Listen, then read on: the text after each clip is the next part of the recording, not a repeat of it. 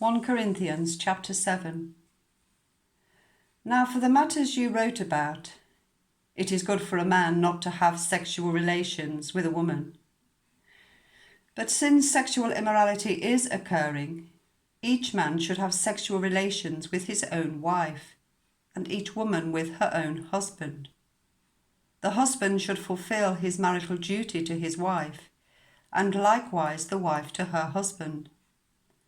The wife does not have authority over her own body, but yields it to her husband.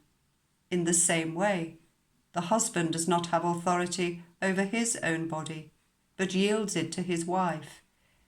Do not deprive each other, except perhaps by mutual consent and for a time, so that you may devote yourselves to prayer. Then come together again, so that Satan will not tempt you because of your lack of self-control. I say this as a concession, not as a command. I wish that all of you were as I am, but each of you has your own gift from God. One has this gift, another has that. Now to the unmarried and the widows I say, it is good for them to stay unmarried as I do. But if they cannot control themselves, they should marry, for it is better to marry than to burn with passion. To the married I give this command, not I, but the Lord. A wife must not separate from her husband, but if she does, she must remain unmarried or else be reconciled to her husband. And a husband must not divorce his wife. To the rest I say this, I and not the Lord. If any brother has a wife who is not a believer, and she is willing to live with him, he must not divorce her. And if a woman has a husband who is not a believer, and he is willing to live with her, she must not divorce him. For the unbelieving husband has been sanctified through his wife, and the unbelieving wife has been sanctified through her believing husband. Otherwise your children would be unclean, but as it is, they are holy. But if the unbeliever leaves, let it be so. The brother or sister is not bound in such circumstances. God has called us to live in peace. How do you know, wife, whether you will save your husband? Or how do you know, husband, whether you will save your wife? Nevertheless, each of you should live as a believer in whatever situation the Lord has assigned to you, just as God has called you. This is the rule I lay down in all the churches. Was a man already circumcised when he was called? He should not become uncircumcised. Was a man uncircumcised when he was called? He should not be circumcised. Circumcision is nothing, and uncircumcision is nothing. Keeping God's commands is what counts. Each of you should remain in the situation you were in when God called you. Were you a slave when you were called? Don't let it trouble you, although if you can gain your freedom, do so. For those who were slaves when called to faith in the Lord are the Lord's freed people.